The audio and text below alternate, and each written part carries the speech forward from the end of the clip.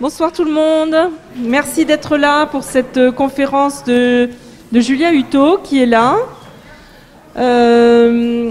donc qui est céramiste et qu'on est ravis d'accueillir. Je pense que vous avez tous remarqué les sculptures qui sont en galerie 1 et que pour certaines elle a réalisé à Limoges. Mais pour la présenter plus en détail, je vais passer le micro à Pauline qui va vous présenter, présenter le craft et tout ça. Voilà, merci. Je vais peut-être... Bonsoir à tous. Donc, moi, je suis Pauline Mal, la directrice du craft à Limoges. Donc, pour ceux qui ne connaissent pas le craft, c'est le centre de recherche sur les arts du feu et de la terre. Donc, nous sommes une structure, une association, je vais le présenter très brièvement, une association de loi 1901 qui a été créée en 93 à l'initiative du ministère de la Culture, justement pour permettre de développer la création artistique en céramique, en faisant justement des projets avec des artistes. Donc du coup, notre mission au craft est d'inviter des artistes qui, eux, vont imaginer des projets en céramique et qui seront réalisés au sein de l'atelier. Voilà, donc nous avons différents principes d'accueil, l'invitation d'artistes, des résidences d'artistes. Et depuis 2018, nous avons lancé un appel à projets, donc destiné aux artistes céramistes, parce que c'est vrai que la principale mission du craft est de travailler avec des artistes, des plasticiens néophytes en matière de céramique, pour justement leur permettre d'imaginer des projets sans qu'ils aient la contrainte de la technique, parce que ça on se dit que la contrainte technique, c'est à nous de nous en occuper au craft.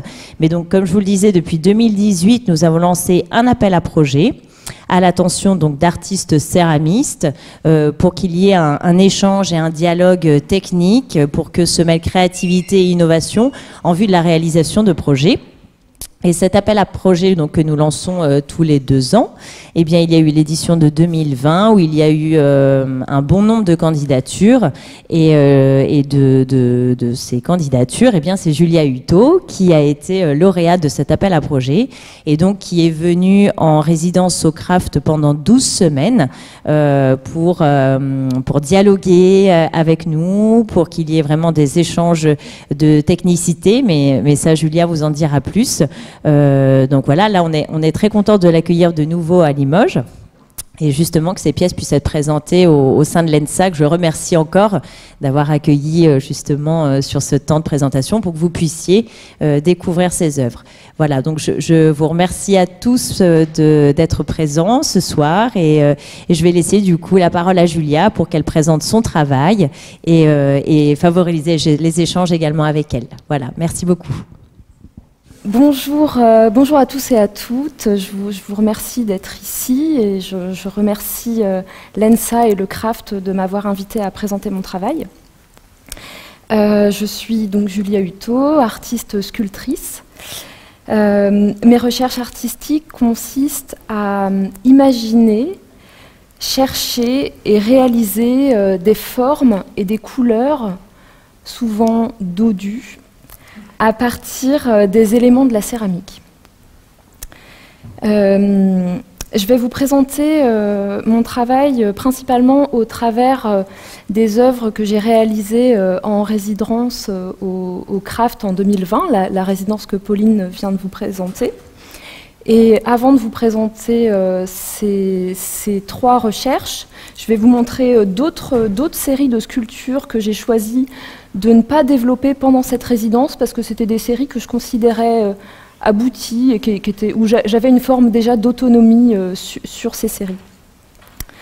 J'ai choisi d'appeler cette présentation Recherche et amusement parce que ce sont les deux sujets que je cherche à inclure constamment dans mes protocoles de création et dans mon univers artistique. Donc j'ai mis ces images de couleurs parce que ce sont, donc comme je vous disais tout à l'heure, mon travail ce sont des formes et des couleurs. Et ça, ce sont les 3 couleurs que j'ai développées pendant la résidence au craft. Donc la sculpture que vous voyez, la sculpture blanche, ça faisait sens de travailler le blanc à Limoges parce qu'il y a tout l'historique de la porcelaine. Après, le rouge et le vert, c'était deux couleurs que j'avais du mal à obtenir dans mon propre atelier. Et du coup, je voulais profiter de cet échange avec les techniciens pour trouver un rouge très vif et un vert très vif. Donc la première série de sculptures que je vais vous montrer, c'est une série qui s'appelle « De l'espace entre les couleurs ». Ce titre vient d'un sous-titre d'un ouvrage d'Hubert Reeves qui s'appelle « De l'espace entre les étoiles ».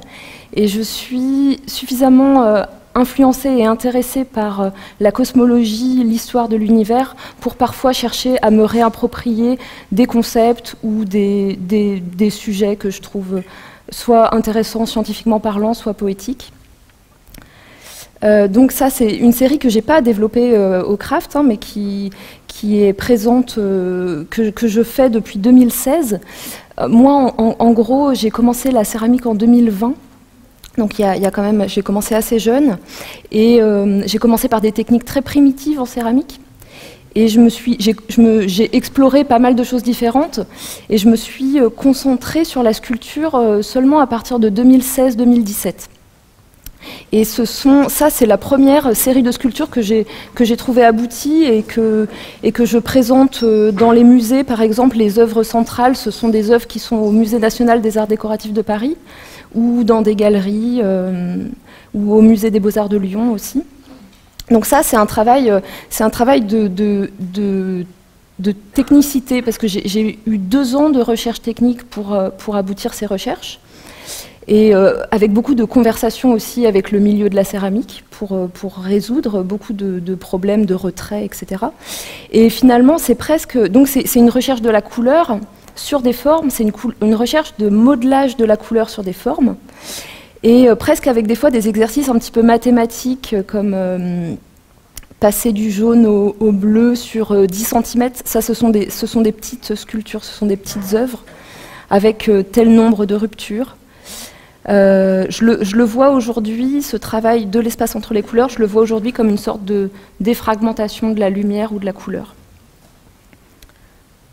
Donc ça, c'est une mise en scène de ces sculptures dans une galerie à Shanghai en 2019 pour une exposition. L'exposition s'appelait Blue as an Orange. Et ça, c'est toujours ces sculptures qui sont mises en scène dans le hall de mon atelier. Moi, j'ai un atelier dans la Drôme, entre Lyon et Marseille, dans une région de Potiers aussi d'ailleurs, près de Dieulefit. Et j'ai mon atelier qui est dans une ancienne faïencerie, donc on a des espaces comme ça assez intéressants d'exposition. L'autre série que je veux vous présenter avant qu'on parle des sculptures réalisées au Craft, c'est les sculptures Opus et Rebound. Ce sont des sculptures que j'ai imaginées pour investir dans un premier temps l'espace du Centre contemporain de céramique de la Borne.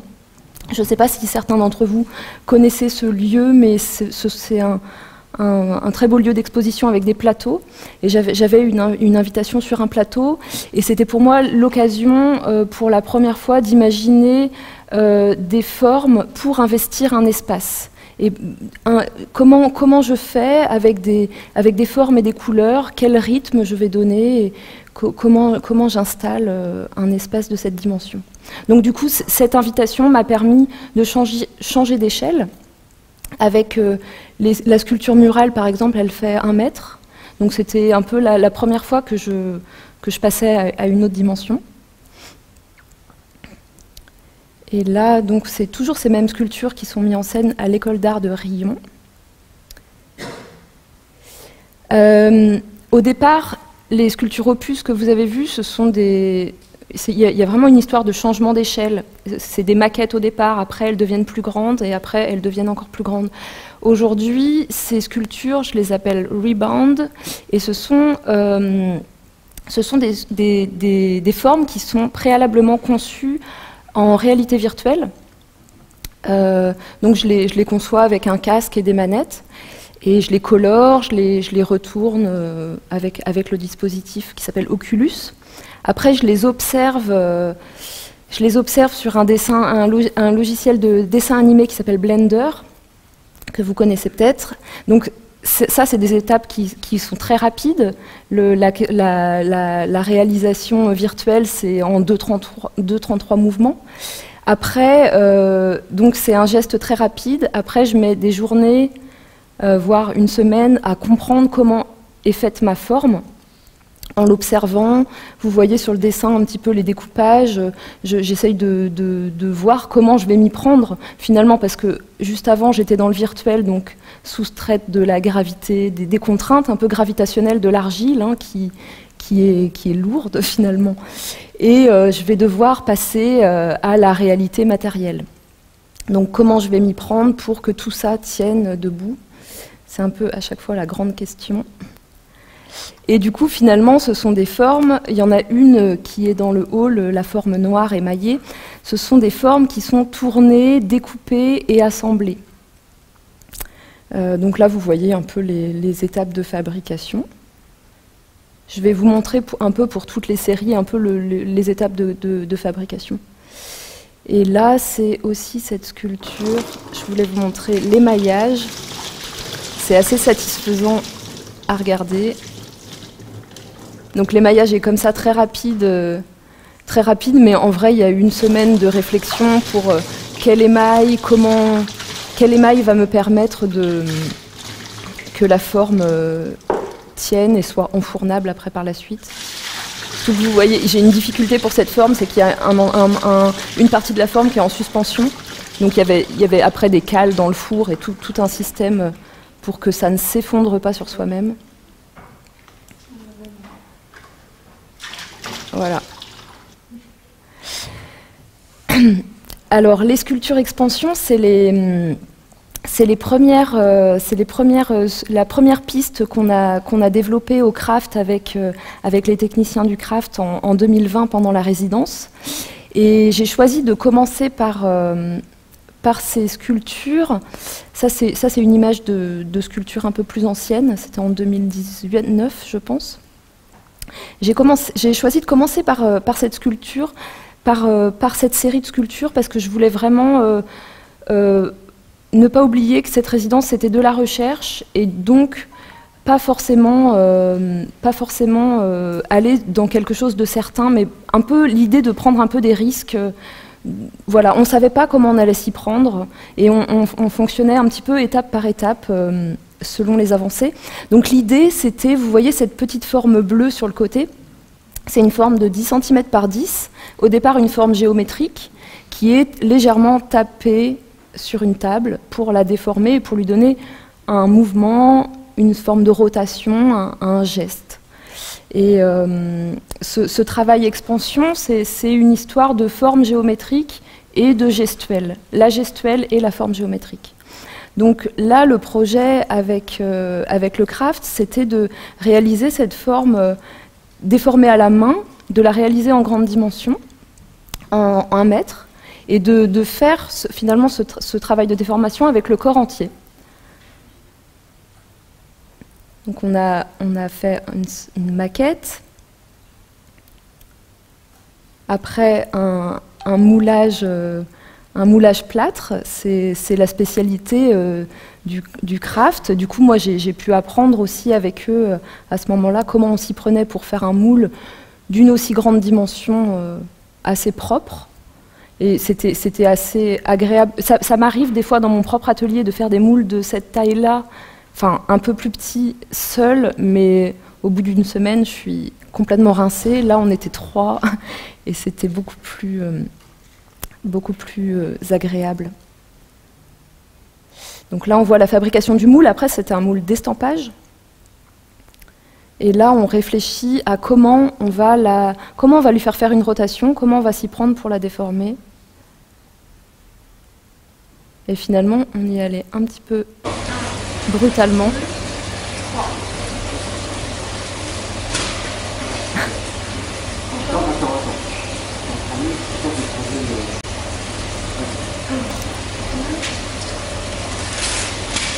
Voilà, tout simplement. Je pense que vous avez compris le principe.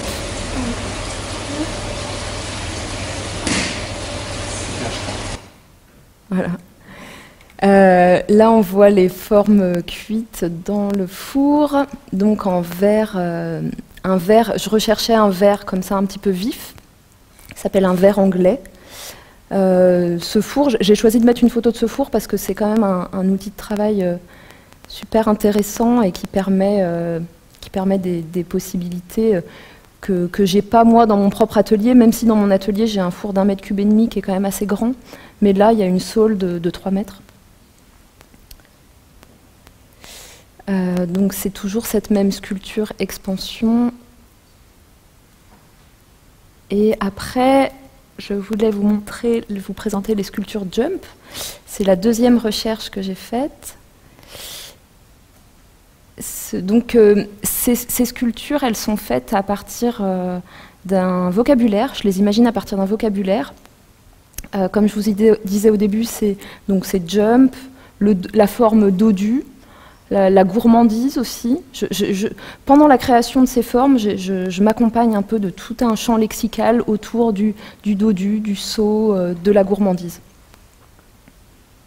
Ça, c'est une petite sculpture qui fait 20 cm par 20, et donc avec un travail de couleur et d'émail. C'était une sculpture que j'avais fait précédemment dans mon atelier. Et au craft, on est parti sur la petite forme bleue que vous voyez sur le côté, et qu'on a encore une fois cherché à agrandir. Cette fois-ci, ça c'est les dessins, un peu de préparation de comment on va s'y prendre pour faire le moulage plâtre. Une forme qui est donc fabriquée, modelée, que je modèle en amont, une sorte de matrice en terre. Et ensuite, tout un coffrage pour faire la forme qui va être par la suite coulée en porcelaine. Donc cette série de pièces Jump, pendant la résidence, c'est beaucoup Fred et Gaëtan, les techniciens, je les ai beaucoup observés à ce moment-là, parce que c'était vraiment leur domaine, plus que la troisième série que je vous montrerai après. Et c'était intéressant de pouvoir d'être un peu plus dans l'observation, parce que ça m'a permis d'imaginer finalement ce qui peut aller autour de l'œuvre, tout ce qui va autour de l'œuvre, un scénario, l'histoire, la mise en scène. J'étais moins fatiguée physiquement parce que j'avais cette aide technique, et donc je pouvais travailler sur d'autres choses. Toujours concernant cette œuvre, mais sur d'autres parties. Et notamment la mise en scène et le scénario avec cette œuvre-là. J'aime bien penser le scénario avec cette forme, parce que naturellement, le public se réapproprie souvent cette forme. Les gens y voient tout de suite quelque chose. Par exemple, la photo avec l'accumulation, il y a un potier qui l'a appelée l'armée des gentils, en référence à l'armée enterrée de terre cuite, alors que bon, elles font 12 cm par 12. L'armée enterrée de terre cuite, je ne sais pas si vous voyez, c'est en Chine, oui. Une armée qui a été faite par le premier empereur chinois. Donc moi, ça m'amuse que les gens... déjà, cette forme m'amuse au départ, et ça m'amuse que les gens se la réapproprient. Et du coup, je la mets en scène dans des endroits. Là, elle avance. Il y a un dialogue qui est joué par 2 auteurs sur ce GIF, que j'ai pas mis dans le PowerPoint, qui a été écrit par l'artiste Quentin Préau, et qui est un scénario de science-fiction on se demande un petit peu comment cette forme est arrivée ici et d'où est-ce qu'elle vient.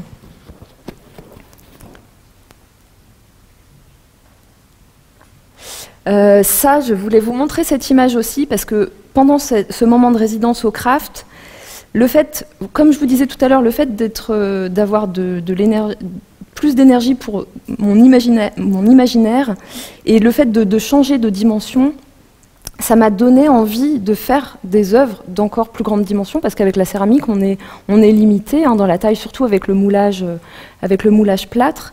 Et pendant ce moment de résidence, j'ai commencé à imaginer cette sculpture gonflée à l'air froid et cousue en tissu. Donc ça, c'était la photo pour un dossier. Vous avez peut-être entendu parler de la candidature Monde Nouveau, que je n'ai malheureusement pas eu, mais j'avais écrit un projet de sculpture gonflée comme ça, donc pour passer à des dimensions un peu plus grandes. Le troisième projet que j'ai poursuivi au Craft en 2020, ce sont les sculptures Leftover. Et ça m'a beaucoup amusée. Les sculptures Leftover, au tout départ, ces sculptures, c'était des formes faites à partir de déchets d'autres formes. Aujourd'hui, ça a beaucoup changé, mais elles s'appellent toujours comme ça, elles s'appellent toujours Leftover. Aujourd'hui, ce sont des formes extrudées. Vous avez peut-être vu la sculpture rouge dans le hall qui est la finalité de ce projet. Et donc, là, vous voyez le petit dessin en haut à gauche, le dessin de la forme, qui est fait à main levée, ensuite vectorisé, et ensuite, vous voyez Fred en train de finaliser la tête d'impression pour l'extrudeuse. Et donc, on va sortir, l'idée, c'est de sortir des mètres de cette forme et de construire quelque chose à partir de ces mètres de forme. Donc là, on voit la construction de la forme.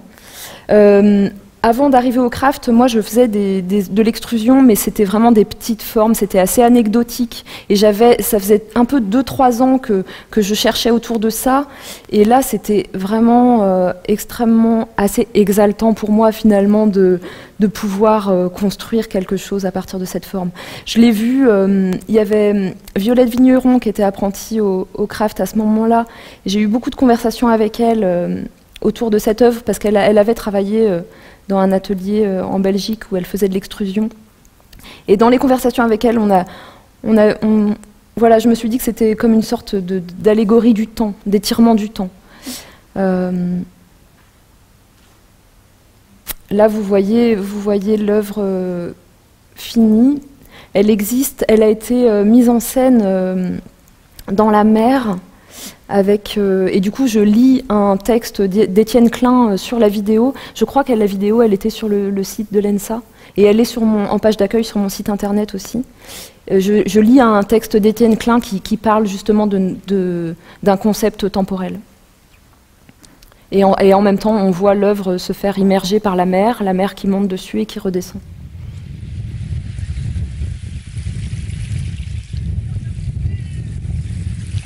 Selon la conception de l'univers bloc, tout ce qui a existé existe encore dans l'espace-temps.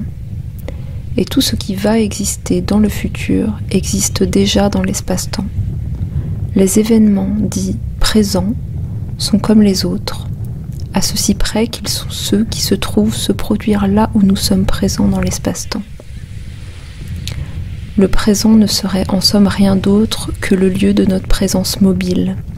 Quant à l'espace-temps, il contiendrait l'intégralité de l'histoire de la réalité que nous ne découvririons que pas à pas. C'est un peu comme une partition. Une partition contient l'intégralité d'une œuvre musicale. Elle existe sous forme statique, elle n'a pas de temporalité propre. Mais dès que le morceau qu'elle contient est joué par un orchestre, elle en acquiert une. En faisant défiler les notes les unes après les autres, l'exécution du morceau installe la partition, qui était jusque-là statique, dans un flux temporel.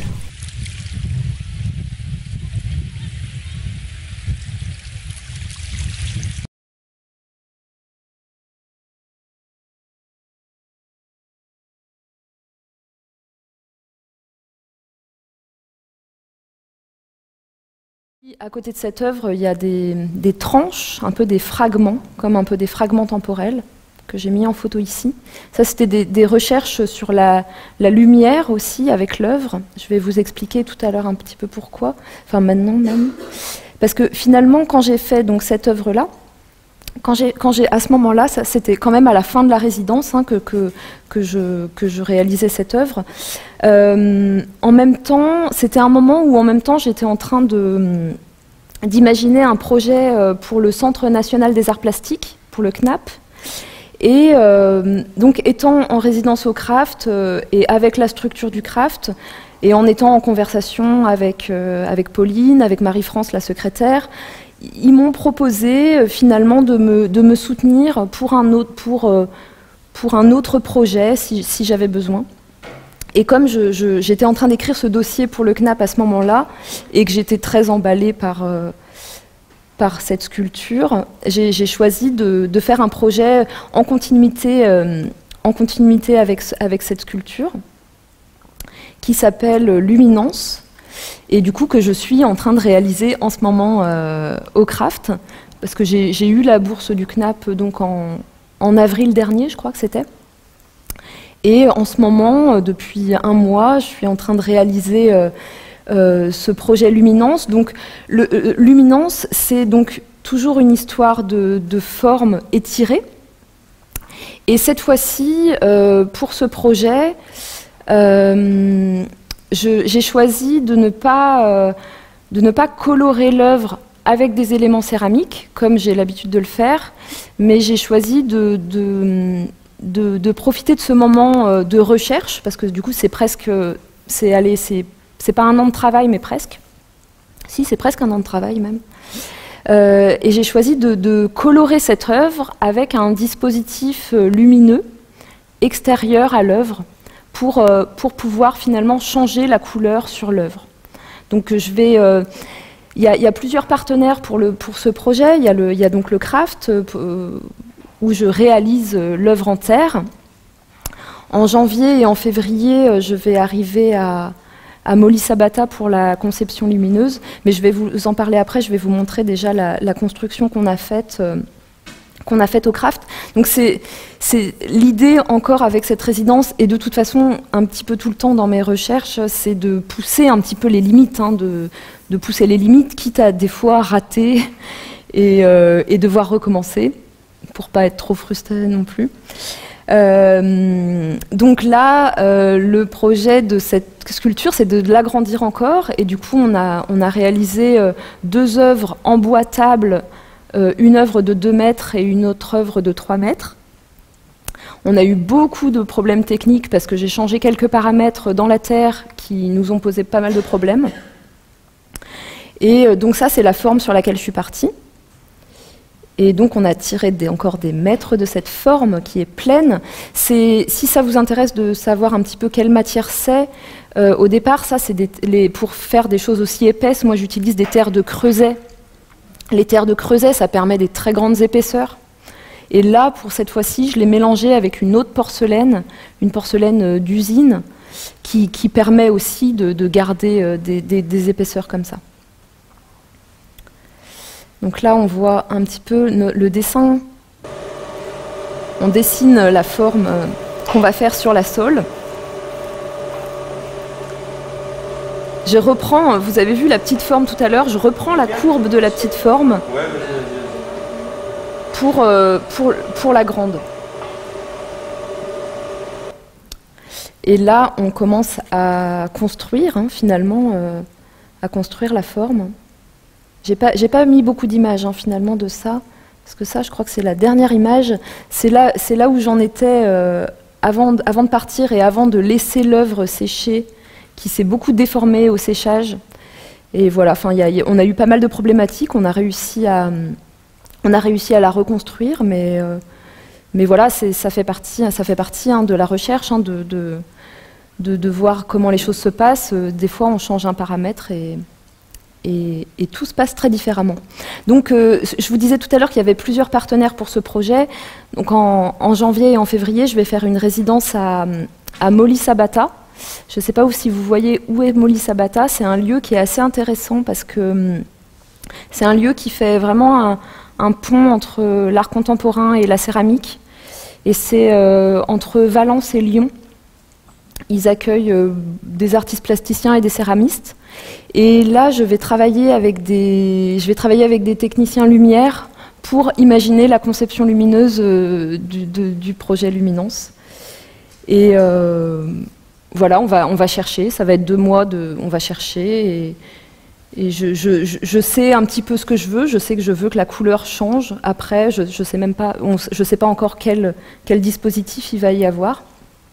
Et par la suite, il y aura un rendu de ce projet artistique dans le hall de mon atelier, dans la Drôme, en avril 2020. Voilà, où vous êtes invités à venir, même si c'est pas juste à côté. Voilà. Je crois que j'ai pas mis plus d'images. Ouais, c'est ça.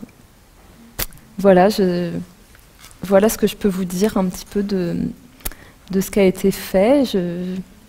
Je ne sais pas si vous avez des questions. J'espère que vous m'avez bien entendu d'ailleurs, parce que j'ai l'impression que c'est pas très fort. Ouais. Ouais. Merci. Merci.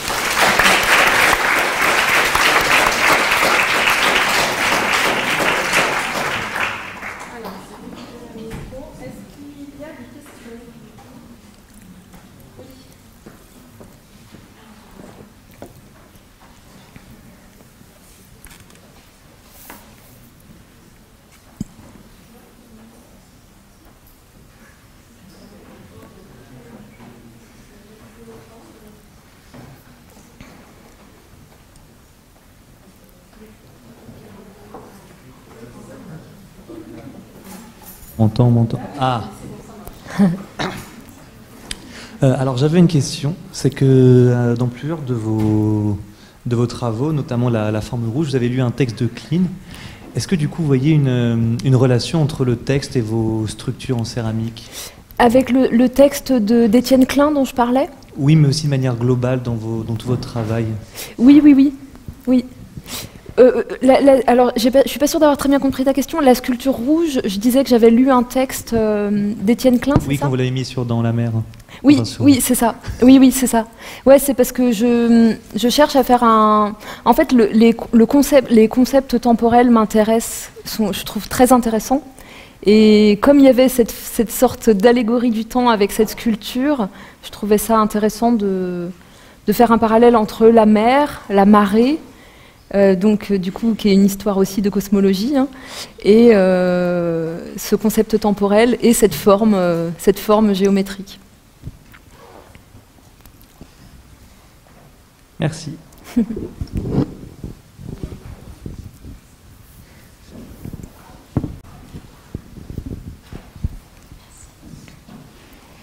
Moi, je voulais te demander de revenir un peu sur l'histoire du vert et du rouge dont tu as parlé, oui. Et la recherche des couleurs, et comment ça s'est fait en fait. Oui, c'est vrai que j'ai pas beaucoup parlé des recherches de couleurs.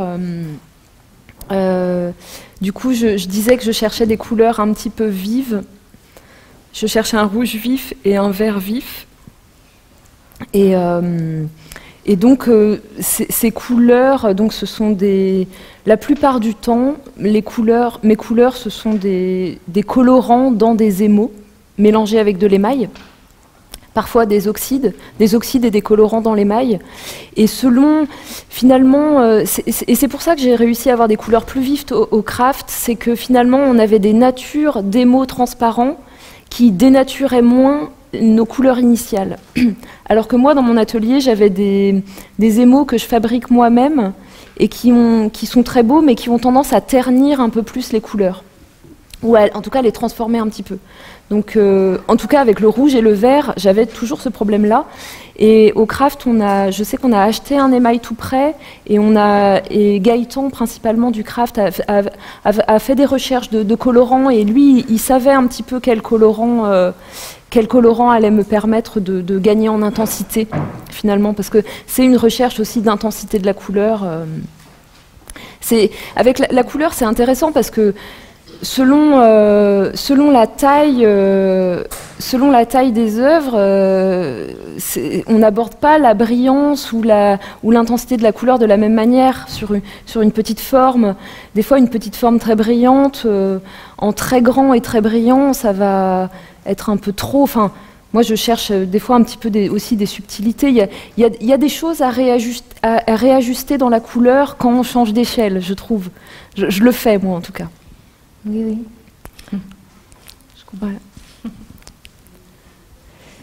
Sur cette question de brillance, par exemple, sur la grande pièce rouge qui est là, est-ce que tu as tâtonné avant d'arriver à cet effet mat ou bien alors, ce qui s'est passé concrètement, techniquement, pour cette couleur, et ce que je fais souvent pour des sculptures de cette taille-là, c'est... Vous avez vu que j'ai passé la verte que vous avez vue dans mon atelier où je faisais du trempage. Ça, c'est une manière d'aborder la chose. Au craft, et ce que je fais aussi moi-même dans mon atelier, c'est qu'on a fonctionné au pistolet. Donc pour colorer une sculpture d'1 mètre au pistolet, il faut se faire une cabine un peu sur mesure, il faut imaginer une sorte de protocole. C'est un peu l'expédition hein, quand même. Mais ce que je fais pour pas avoir de manque de la couleur, et parce qu'effectivement la sculpture rouge, elle est brillante à certains endroits et pas à d'autres, parce que finalement il y a plusieurs couches. Il y a une couche d'engobe colorée avec le même rouge, donc de l'engobe c'est de la terre liquide, et par-dessus il y a l'émail rouge. Donc ça c'est quelque chose qui m'arrive très souvent pour des sculptures de grande dimension. Je cumule les 2 couches, comme ça je me retrouve pas avec un manque dû à un mauvais traitement du pistolet, quoi. Et c'est un moment, le moment de l'émaillage au pistolet, ça peut être un peu, c'est un drôle de moment, c'est un peu éprouvant. Enfin, moi, en général, j'ai toute une combinaison. Je suis dans mon atelier, je me fabrique une serre. Là, au craft, on avait fait une extension de la cabine d'émaillage. Et c'est un moment aussi où on manipule des matières toxiques, donc c'est un peu particulier. Ouais.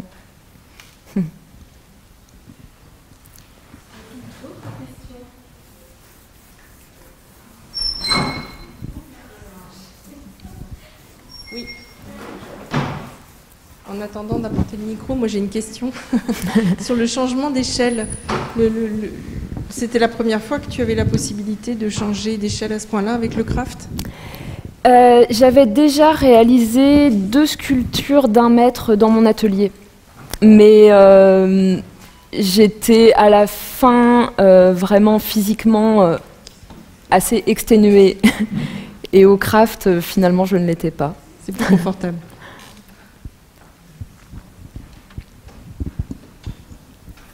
Non, j'ai juste une question concernant les photographies que vous prenez de votre travail. J'ai remarqué que vous prenez souvent des photographies sur des endroits de chantier ou alors du bitume. Est-ce qu'il y a une raison à ça ? Oui, c'est que j'aime beaucoup les chantiers, j'aime les travaux, j'aime les carrières, j'aime les environnements extérieurs. J'ai une vie de campagne hein, et de montagne. Et de mer aussi, parce que j'ai grandi près de la mer. Et je trouve ça vraiment intéressant d'avoir des moments à l'extérieur où vraiment l'œuvre, elle sort de l'atelier et on la voit dans un autre contexte. Ça m'amuse beaucoup, ça me fait travailler l'imaginaire. Ça m'inspire. Et après, j'ai un travail de photographie qui est quand même assez conséquent. Je viens d'une famille où il y a beaucoup de photographes. Et je prête une attention à la photographie au mieux que je peux, même si en vrai, il faudrait toujours plus de temps parce que ça prend beaucoup de temps de faire des photographies intéressantes. Très bien. Merci. Merci.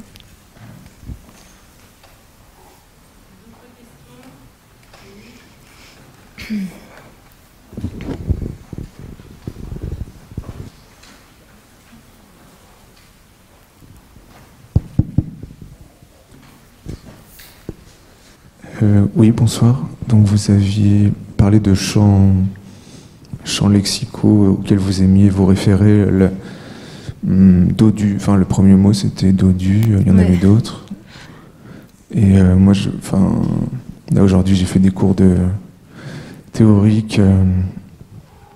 On a parlé de quel est le champ en fait.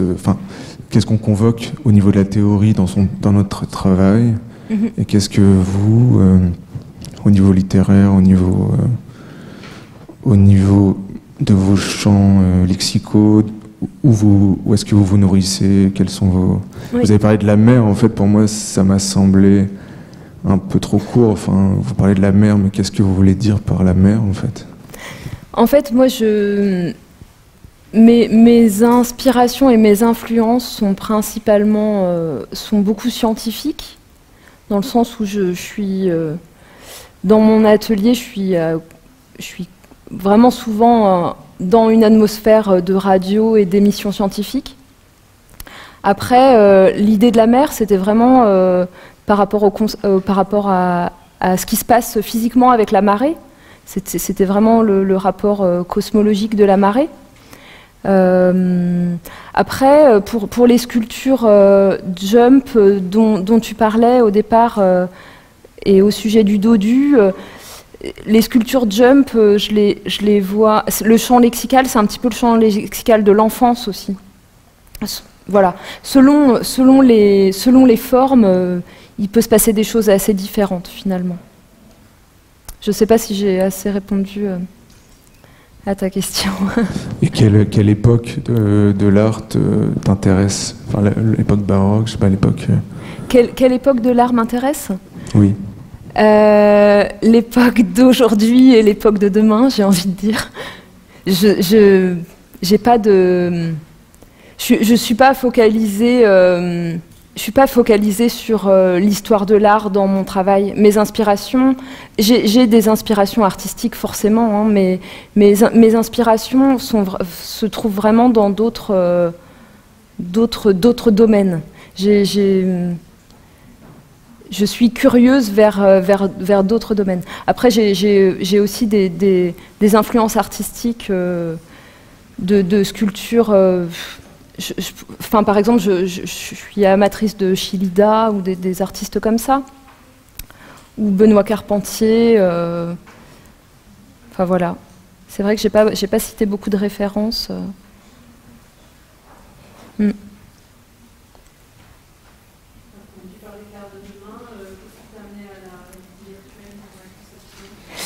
qui m'a amené à la réalité virtuelle, ça c'est vrai que j'en ai pas beaucoup parlé, c'est que je vais pas mal dans des Fab Labs. Et d'ailleurs, quand j'ai fait la résidence au Craft, on a travaillé avec le CFPTS, c'est ça? CPTC. On a travaillé avec le Fab Lab de Limoges. Et moi, dans ma région, je travaille avec un Fab Lab aussi. Ils ont une imprimante 3D de très grande dimension. Et ils ont ces outils, finalement, en disposition. Après... dans ma pratique, c'est anecdotique, le numérique. C'est anecdotique et je le fais avec de l'aide de personnes. Je ne reste pas toute seule avec ça. C'est tout un monde.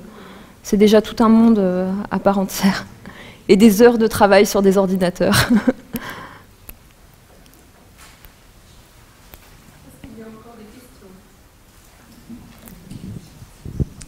Tout le monde a posé ses questions.